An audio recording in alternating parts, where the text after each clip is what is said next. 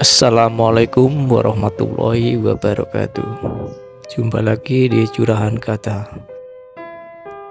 Kali ini saya akan membagikan bagaimana caranya menjadi seorang pemimpin yang berkarisma. Untuk menjadi seorang pemimpin berkarisma, kita harus membangun 10 hal ini dalam diri kita. Untuk lebih jelasnya, mari kita simak sama-sama.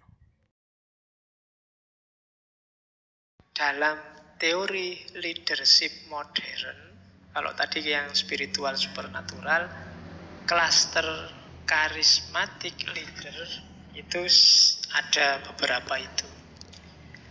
Tanpa harus kamu nunggu ilham, tanpa harus kamu nunggu wahyu, nunggu wangsit, kamu sebenarnya bisa jadi seorang pemimpin yang karismatik. Caranya bangun citra dirimu dengan kualifikasi itu.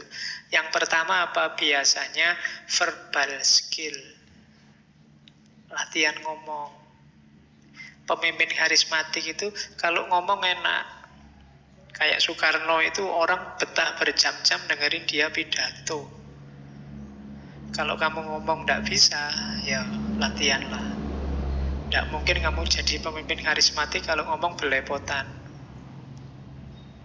Yang kedua, self confidence, percaya diri. Kalau kamu minder, tidak mungkin jadi pemimpin karismatik. Yang perempuan juga begitu. Tidak ada syaratnya karismatik itu harus laki-laki. Perempuan bisa. Bahkan banyak laki-laki yang tunduk di depan perempuan. Contohnya banyak dalam sejarah. Ada ratu-ratu perempuan yang luar biasa. Terus yang ketiga, inspires trust.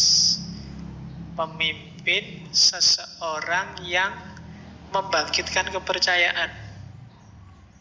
Orang percaya, jadilah orang yang bisa dipercaya. Kalau kamu sendiri mencela-mencele, tidak konsisten, mungkin kamu bisa jadi pemimpin tapi tidak akan jadi pemimpin yang karismatik. Jadi pemimpin harus inspire trust. Yang keempat, berani ngambil resiko. Pemimpin karismatik bukan penakut. Tidak karena ditekan siapapun terus dia ganti pendapat. Tidak. Dia berani ngambil resiko. Tidak karena ada bahayanya terus dia membatalkan rencana. Tidak. Dia high risk orientation. Kalau kamu ingin jadi pemimpin yang karismatik, harus berani. Jangan penakut. Terus pemimpin yang karismatik itu high energy action orientation. Penuh semangat. Jangan kelemak-kelemek. Jangan melempem. Kayak saya ini tidak mungkin jadi karismatik. Raiso teriak-teriak, tidak bisa menyemangati orang. Ya kalian kalau ingin jadi pemimpin karismatik harus high energy, full of energy. Lah kalau pemimpinnya lemes ya jangan, anak buahnya ya mesti di bawah itu lemesnya. Kalau pemimpinnya putus asa, aduh gimana lagi ya ini sudah, kita nyerah aja ya sudah. Kalau pemimpinnya sudah kayak gitu ya enggak mungkin anak buahnya bisa lebih dari itu. Terus pemimpin karismatik itu relational power base. Relational power base itu menyadari kekuatan relasionalnya.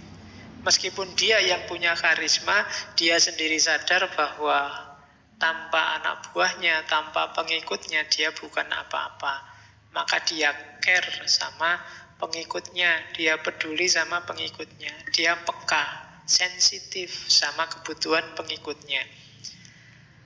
Kemudian pemimpin karismatik itu minimum internal konflik. Bisa meminimalisir konflik di dalam.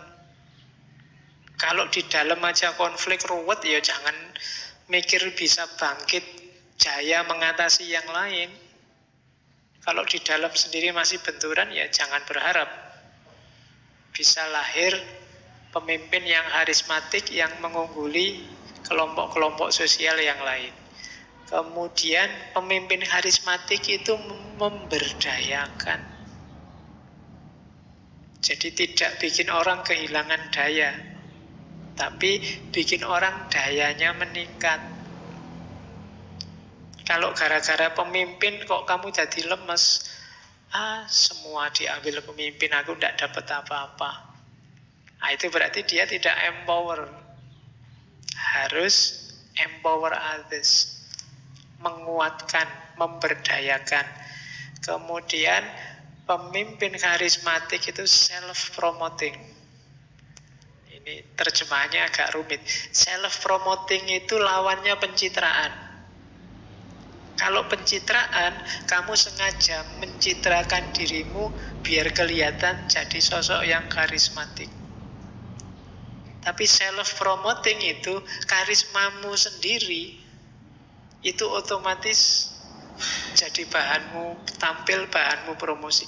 Dia tidak narsis, tapi memang tampil apa adanya itu loh sudah besar. Tanpa harus dicitra-citrakan jadi orang baik, dia sudah kelihatan baik. Itu self-promoting. Tanpa harus mencitra-citrakan diri sebagai orang pinter, orang canggih, orang cerdas, orang berkualitas. Orang sudah melihatnya sendiri dengan segala kualitas itu. Meskipun kadang-kadang disembunyi-sembunyikan, nggak mau tampil, nggak mau sombong, tapi sudah kelihatan sendiri. Itu namanya self-promoting. Tanpa harus kamu tiap hari bikin selfie, di-upload di Facebook, orang sudah ngerti kalau kamu cakep. Itu self-promoting. Tanpa harus kamu foto dari kiri, dari kanan, dari sini, yang paling bagus mana ya, terus di-upload.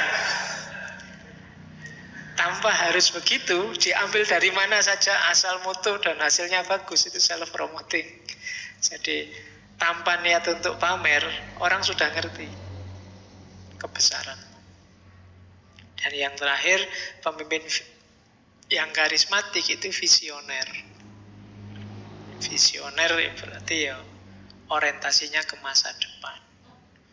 Tidak berhenti di masa kini, ke kondisi yang lebih baik di masa depan. Kalau kalian punya karakter 10 ini, kalian punya bakat jadi pemimpin yang karismatik.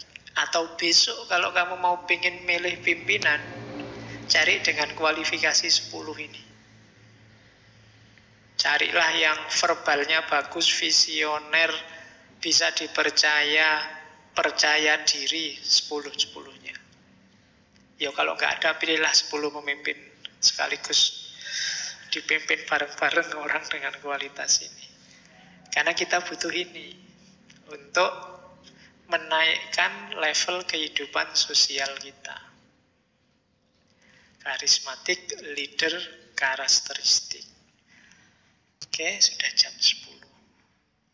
Saya kira itu dulu tentang sosok manusia istimewa, karismatik, leader. Terima kasih sudah menonton, semoga bermanfaat. Jangan lupa subscribe agar channel ini terus berkembang.